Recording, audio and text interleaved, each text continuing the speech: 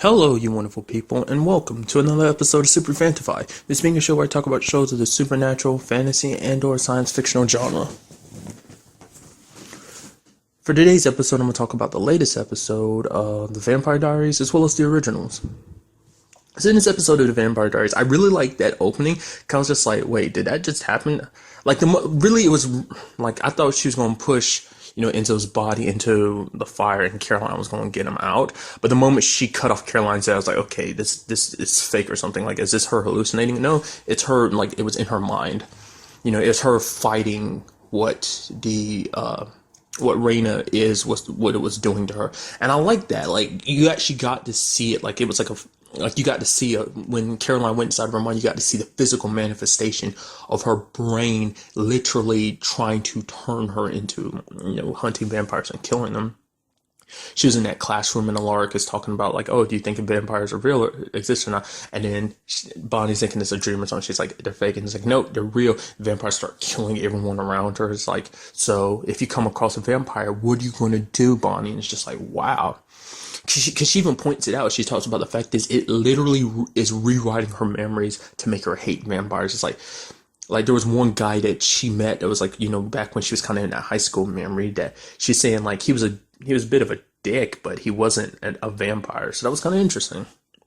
I did like that we got three different, depending on the person, they took her to different points and places. Like Caroline, with Caroline, she was in college, trying to talk to her. And she did bring up a very interesting thing. Like, Caroline hasn't told her daughters that she's a vampire and that technically they're witches. So it's like, I don't know, I find that very interesting. It's like, when do you have that conversation? It's like, so mommy will never age. Mommy will look the same forever.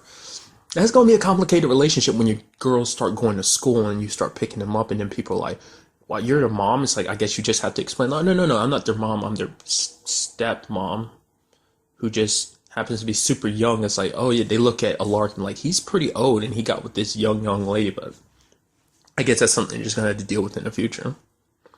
But it's just like, it's very interesting. Like, everyone tried to appeal to a different part of Bonnie. It's like Caroline's, tried to appeal to her as a friend, like, which I'll admit, like, because she even admits it later on in the episode, like how stupid it was that she stayed. I was like, that's legit. It's like, things are going to go wrong. I know they are, but it's like you're making matters worse by staying because Alaric's like, I'll stay, you go get the kids. It's like, it makes the most sense. It's like she's trying to stay because she feel like out of anybody, like Bonnie's her best friend, so she's like, out of anybody, she should be the one that stays there to be the first one that wakes up. And it's just like, oh my god, it's like you already could tell stuff was going to go wrong the moment she made that decision. But it's like, Alaric's got he's not a vampire, so there will be she's less likely to kill him than she is like Caroline or something. So, but I get, like I said, I get why she wanted to stay because that is her friend and she wanted to do something, anything to try and help her. And then you had Enzo kind of saying like, stop trying to more focus on them as a couple. Like, the fact is that that they, like, she ended up falling in love with him. I also like the fact is that what happened in her subconscious actually had physical world ramifications. Basically, she stabbed them in a dream. Because I guess in my mind, I always thought it was just the sword itself that gave the wound. But it's like any wound she gives to a vampire like that, I guess a specific wound, then there's no escaping her then. Because even by the end of the episode, I don't even think Damon got a scar or anything. I guess it's just like she has to physically stab you with something before it leaves a scar, like weapons or something. If she shoots you with a weapon, it won't leave the scar because basically she stabbed Enzo and Caroline, and it's just like, I like the fact is that it physically left a scar on her bodies even though they were just in her mind, but it's because their minds were connected, it added some kind of physical element to it. So, and I really like what Damon did to try and wake her up, essentially. And like I said, Damon does it best. He plays the bad guy well, and I like that. He came up with just like, you know what, saying all the things he knew would piss Bonnie off, because Bonnie was thinking like, she'd rather not be who she's going to become. She's just going to be, she'd rather die and remain the Bonnie she is rather than live and turn into the Bonnie she's going to become. She wanted to kind of reject the life Raina was giving her. And I like the fact that, like, Damon said everything he knew that would. He's basically like, oh, it's a good thing you're going to die because you know what that means? I get Elena back. So I just came in here. I wanted to kind of gloat and say thank you. He just said he hit all the markers because he's basically saying it's your fault. Like, you know, the person that everyone cares about, everyone's connected to is because of Elena, and because of you, none of us will ever see her again. So thanks a lot, Bonnie. And Bonnie got super pissed, and he woke her. So he's like, sorry, Bond. Only way I can get you up. Catch me if you can. It's just like, oh. Like I said, I love it because he even talks to Stefan about it. He's kind of like Stefan, because Stefan basically kind of vervained Caroline to kind of get her out because, like, she wouldn't listen to him because he was telling her to run, but she wouldn't do it. She's like, basically, I'll stay and kind of fight and like fix things. I'm not like you, like, you know, you ran away, which that was kind of a big part in this episode too, the whole Caroline and Stefan relationship, and finally, like, he finally explained to her why he did it. And like I said, it was, you know, it was like everyone picked up on the reason why he left. It was because he saw the life that they had, that they were happy. He didn't want to ruin that. But the thing is, but that's the messed up part though, is he didn't consult Caroline in it. The sad thing is he didn't consider her feelings in a situation. Yeah, she was happy, but she still would have been like that, been part of that discussion. And he's asking, like, he's like, he just hopes that one day she'll be able to forgive him. It's like, she's like, she doesn't know if she'll be able to. And that just leads to the whole complicated thing when they finally start running because Bonnie's awake and Bonnie's warning her. It's like, I don't want to come after you, so please just run. And it's like, now she's on the run with her ex while her fiance is back home with their children, and she doesn't know when she's going to come back home. And it's just always been kind of like Rick asked her bluntly, is like, do you, you know, if you still love Stefan, tell me, because I don't want to, you know, push things too far, you know, get married to you when you'd rather be with someone else. And it's just like, honestly, at this point, and Caroline's made it kind of bluntly obvious, she doesn't know what she wants. Because she was like, because Stefan bluntly asked her, like, do you love him? And she's like, I don't want to answer that question right now. I mean, specifically when she has to talk to Stefan about it, I doubt she wants to answer that question to him, but it's like, she, truth be told, doesn't know. She cares for Rick and the kids, and she loves the kids, but the sad thing is, would she be just marrying Rick out of obligation because she's like, oh, keeping together their family for her daughter's sake? So, especially now that her and Stefan are going to be spending a lot of time together, it's just like, you can expect some things. Because he even said, I love you. You did notice the fact, I picked up on that vertigo, I was like, yeah, she didn't say I love you back. So, she doesn't want to answer it, but sadly, it's kind of obvious. Which is sad for Rick, you know, because he legitimately loves Caroline, but it's just, you can plainly see it's kind of not, like, she doesn't feel quite the same. But there was that whole situation with Bonnie. Dude, she even said something that kind of like, it does come across the fact is that maybe on some level, Damon meant everything he said. Because it's just like, she's like, now that they're connected, she can feel, which I guess at some point, did she stab him with a weapon or just her fist? I don't know, maybe she did stab him, because I guess he did get scarred up, but I don't know, I guess from my memory, I was thinking like she punched him or something, punched through his chest to rip out his heart or something like that, but I guess she actually stabbed him. But anyway, she's talking about the fact that she's connected to him, and that's how you get connected to the vampires. It's like, by their scars, you can tell, you can see what they see and feel what they feel. So she could kind of feel that everything he said was basically because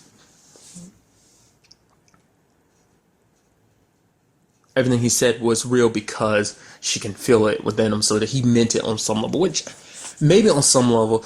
The sad thing is, I think there will always be a part of Damon that will resent Bonnie a little bit. He knows it's not her fault. Really, it's technically his mom's fault, because she's the one that who gave, what's his name, Kai? Gave that jerk the spell he used on Bonnie and Lena in the first place. But, you know, it's not Bonnie's fault. But, you know, and because he does legitimately care for Bonnie, so. And I did like that, though. He was just like, you know, he didn't actually really fight necessarily back against Bonnie, which is like, you know, typical Damon thing to do. That shows you right there how much he cares for Bonnie. Like, you could argue it's like, because like, oh, how Elena would react to him killing Bonnie, that's the only reason why he wants to save her. But it's like, no, he legitimately cares for her. And he's like, even if you end up killing me, he's like, I don't blame you. he's like, he even brings up the fact that he's like, I don't even know if you will ever be the Bonnie that I once knew. That the Bonnie you are now might be the Bonnie you are for the rest of your life. But, I'm still not going to kill you. I'm still going to fight to make sure you live.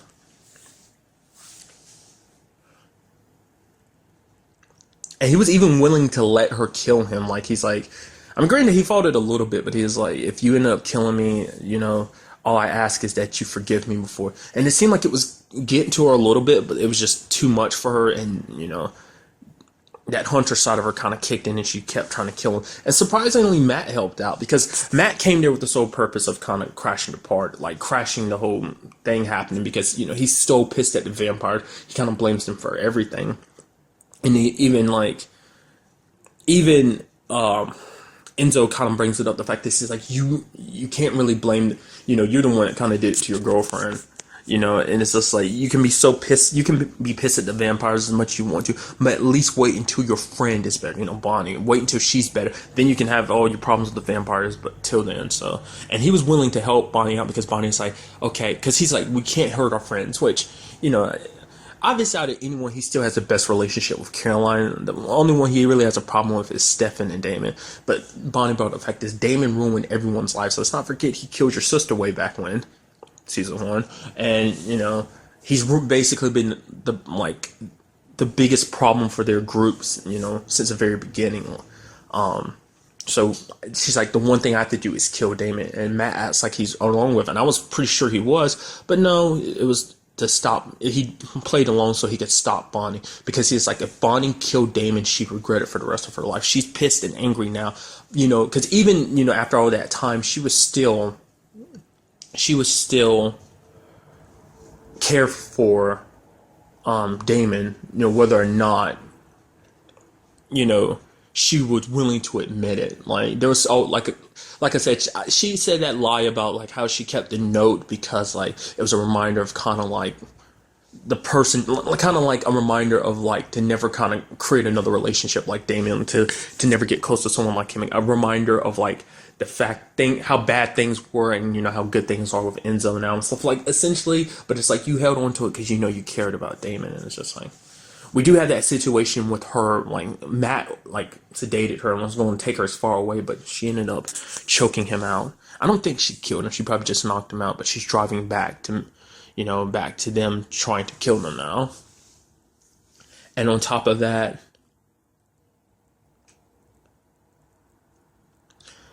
the only way, because Enzo tracked down the shaman who helped make the spell for Reina, and it's basically got information. The only way to possibly stop this is by unlinking Bonnie to the spell that made Reina into what she was. And that basically includes the last shaman, because each one of those shamans that sacrificed their lives became one of the lives for Reina. So every time she died, one of those bodies would, decay. And basically, this is because it's the last life, it's the last one. So basically, they have to cut that connection. But because that life is tethered to Bonnie's, it's like cutting that life. Who knows what it will do to Bonnie? Maybe it will kill her. But let's not forget where that body is. It's in the basement of the armory, which, as we saw, literally almost everyone is dead. To me, I feel like the one person that's still going to be standing is Alex. I feel like they're not just going to kill off that character like that.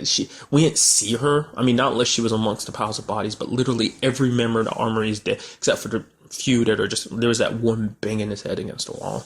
But it's just like that evil is still in there. So it's like the moment, that's the reason why Bonnie closed the place up in the first place. So the moment they step foot in there, that's going to become their problem. Which I was like, I knew in some shape or form they're going to have to come, like, it's going to get out somehow. So it's like, of course it'd be in this regard. So it's like, how are they going to handle that situation? Like, I mean, because that thing, it doesn't necessarily, I don't feel like that's something you can fight. It infests your soul and basically eats away at it. But I guess you could argue, some might argue in some cases, like, Damon doesn't have a soul, so it's okay that he goes in there because the monster won't affect him. It's like, it will affect him, but just like makes you wonder, like, we haven't actually seen exactly how it affects you. Is it just kind of like, it whispers in your ear and kind of like erodes your soul, or does it make you see things kind of like the Phoenix Stone type of situation? Maybe, maybe not. It'd be interesting to see how they handle that. Like, I mean, it's like, I get the feeling Alex is probably going to be their main problem when they go in there. Like, also, how are they going to get in there? Because Bonnie kind of sealed it up pretty tight with her magic. So it's like, I don't know. I feel like normal means of getting in there may not be an option. Not unless they track down Valerie to get her help, because it does make you wonder, like, where did Valerie go after the whole, like, you know, leaving Stefan, because she's like, oh, you don't love me the way I love you, type of situation, that you still love Caroline. So it does make you wonder, Valerie's probably just going golf trying to enjoy her life, so. I don't know. Just have to wait till next episode to see. I think this marks, like, the second to last episode of the season, so. Clock is ticking down. I mean, I had no idea how this is all going to end, so. Now moving on to the originals, which to me, the most standout point in this episode is how different Klaus is a little bit about how he's handling this whole situation. Like, the fact is, they want to bring Davina back. Marcel comes to her, so does Cole, and they're just like, we need your help, basically, to bring her back. And Elijah's kind of hesitant at first, but then Klaus says, no, we'll help you out. We'll do whatever it takes. And even Marcel's kind of like, whoa. Like, everyone's kind of shocked. And even I brought up a question. I was like, why would he do that? That was awfully nice of him. Why would he do that? Turns out it makes sense why he would do that. Because Cole, he's like, I don't want Cole to go through the same thing I'm going through. You know, he lost the love of his life, Cammy, and he doesn't want Cole to lose. Davina, I was like, wow, that's so sentimental of you, Klaus. It's like, because he doesn't, even Haley brings it up, the fact is, he hates Davina, but he's going out of his way to try and save her. And Klaus, you know, being the way he is, says, no, it's just part of a strategy. It's like, no, the reason why you want to help bring Davina back is because she was someone that Cammy cared about. Because you want to honor Cammy and be the man that she wanted, you know, that she always knew you could be, a good person, and you want to protect all the people that were important to her. So that's why you're doing all this. And it's just like, it's very beautiful. And he even brings up the fact that he's like, because she was like, I understand what you're going through. I lost Jackson. He's like, don't talk about my way of grieving, because the fact is, you held onto your husband's, was it his heart or was it his body? I think it was his heart. Like, she held onto it, just his heart, for so long. And then he also brings up the fact that he's like, you don't get to talk about, you understand my feeling, because yes, you lost your husband, but the one you care about the most, that you love, is still alive, that being Elijah. So it's like, don't sit here and talk about losing the person you care about the most. And then he even brings it up. He's like, tell Elijah how you feel. Tell him, because you know, with the things being the way they are, there's no telling when my brother could end up dropping dead with this whole Lucian situation. His life, there is you know, with their situations, it's kind of like, oh, they have forever, but it's like, with the way things are, forever doesn't seem like a reality anymore, because with Lucian around there, like, you know, Elijah's life expectancy decreases drastically. So, but she's kind of hesitant about it, because she's like, but what if, you know, what will I do? What if he doesn't, you know, feel the same way, you know, after everything that's happened? He's kind of like, you won't know until you talk to him. And I did like the whole fight against Lucian thing. Like, they were handling themselves pretty. I was like, yeah, this isn't going to be. It really almost broke my heart when he was like, he had his like hand through Haley's back and he was like touching her heart. She's bleeding from him. I'm like, God. He even's like, kneel before me and I might spare her. And it's just like, Klaus kind of had to fight his pride, but he did it because he, you know, that is the mother of his child. And, you know, whether he'll openly admit it or not, he actually cares for Haley too. It's not just because she's the mother of his child. He just cares for her as a person. But there was that situation where basically Freya found a way to essentially make Lucian a regular vampire again, undo what they did to him. And that involved her basically channeling through Davina the powers from the other side, and that would kind of give her the power she needs to reverse the spell. But, you know, doing so put Davina in danger. Like, basically, it put her back in the ancestors' hands, and Elijah helped her do it. And basically, the lady that was leading the charge, she was, she's the mother of the current regent. That dude, it's his mother, the one Davina had killed by Haley and other wolves. Well, no, it's just Haley herself that killed him. I remember, but Haley killed her and those other witches. It was her leading the charge. So to me, it's like the ancestors are backing her up. I mean, truth be told, she's acting out like a personal vendetta against Davina, but apparently that stone apparently rips your soul apart, and it's just like it's sad. You're seeing like Davina like screaming out in agony, her eyes are bleeding. It's just like, dude, it's like I was like hoping they'd be able to bring her back in time, but it's like nope, lady ripped her soul apart. But it's like, is that the end of it? Because I feel like she said we have big plans for you. It's like, is it because of what happens later on in the episode, turning kind of like making a prophecy come true? Is that what plans they had for, or is it because they didn't just rip her soul apart? They're doing something else with Davina that they needed her for whatever plan they're coming up with. But the moment Elijah and Freya did that, granted Lucian is dead, thank God, but by doing that, by doing what Freya and Elijah did, they created 3 new enemies. And remember, the prophecy still stands. And I do say 3 because we have Vincent and Marcel. They're just devastated. They're super pissed at Vincent's, like, he's discussed it with Freya. He's like, you're just as big of a bloodsucker as the rest of your family. And Marcel is like, I'm not a part of this family. Like, they're like, you're a part of this family. And Klaus tries to console him, but he's like, don't. Like, I'm done with this family. Because Elijah's like, you're a part of it. And he's like, I'm not a part of this family when he walks away. And so Vincent, he had talked about it earlier episode, basically sucking out that spell from out of Aurora's heart, and you want to, so that basically when she wakes up, the situation is they can outright kill her. They don't have to worry about her, like, because before they could, like, if they killed her, she'd come back just like Lucian. But now that it's out of her system, they can kill her without issue. And it just, now he's talking about giving it to Marcel, basically make Marcel into what Lucian was, to kill the Michaels for what happened. It's just like, to me, it's kind of sad because it's like, it's not, even Klaus's fault, because Klaus legitimately told them not to do that, like he told them, like, find another way, but they were so dead set on. I mean, granted, it saved Haley's life, because if they didn't do what they did, Lucian would have killed Haley and there'd be no stopping him. But it's like, dude, like, and also Cole too, because it's like, honestly, like, Cole is going to, he went out of his way and he killed that regent, and he's just so furious because even Marcel blames him. He's like, this because of you and your family that this happened. So even though Cole, it wasn't Cole's fault that Davina died, it wasn't his fault that he was put in that situation. Other people put him in that situation. So Marcel's probably going to be aiming for him, but it's like, that's because even Klaus says it to Freya, like, and by doing what they did, by killing Lucian, by all these events, they may have created even more deadly. They may have created a beast of their own, and it's just like, because there's no telling how Cole's going to react, because there's certain aspects of the prophecy I'm not sure how they stand. Like, there's one by friend, one by friend, one by foe, and one by family. Because they've always discounted the by family part, because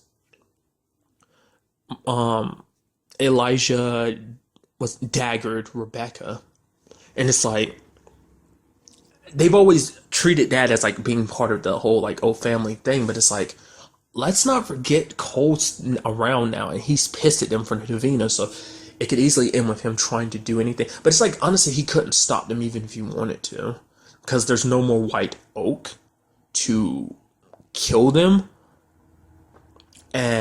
But I mean, the only one that has a potential to kill them is Marcel, which we saw him grab the vial, but he's still, going by the previews, it seems like he still hasn't drunk it yet, because he still hasn't made that decision, but he is pissed at him. So it's like, honestly, there's no telling how the situation is going to end. Vincent was an ally for a while, but then, even more so now, like, everything is, after losing Cammy and now Davina, they were like, those were 2 very important people to both of them, and they got killed because they got caught up in the Michael's drama, and it's just kind of like, I don't know, man. It's just, there's no telling how this is going to end. I feel like out of anyone specifically, Marcel's going to go after Elijah first, rather than Klaus. Like, he has his problems with Klaus, he's always had, but I feel like he's, out of anyone, his hatred, it's directed at the Michaels in general, but specifically Elijah. But it makes you wonder, how is he going to feel about Rebecca, though? Like, that is another angle of it too, he does love and care for Rebecca. So it's like when it's all said and done, like, will he go after Rebecca as well? Because I feel like the moment he takes that, he'll be a pawn that the ancestors can use too. So he won't be in control anymore either. I mean, because he talks about everything he sacrificed, all the people he's left behind to do what they needed him to do. That he's going on his way. He's protected Hope. He's made sure Haley didn't die. It's like he's done so much for them, and they couldn't do this one thing for him to help him bring Davina back. They ended up betraying him. But like I said, it's sad because that was not Klaus's decision. Klaus was like, find another way, brother. He told Freya and Elijah to find another way, but they just couldn't. But I don't know, dude. It's sad, man. I don't feel like Davina's dead though. I feel like there's something more that they have planned for her. Like I said, maybe this was all part of that plan, getting rid of Davina to divide them. Because that was another thing too, because Klaus knew that if they went through with what they were going to, that they were going to create an enemy. He was like, at a time like this, we don't need Cole and Marcel against us. We need to be united. But now it's just falling apart, dude. And it's just like no telling how this will all end. But that's really all I want to talk about in this episode. Till the next time we meet, be happy, be safe, live life to the fullest, and enjoy it. Good day and goodbye.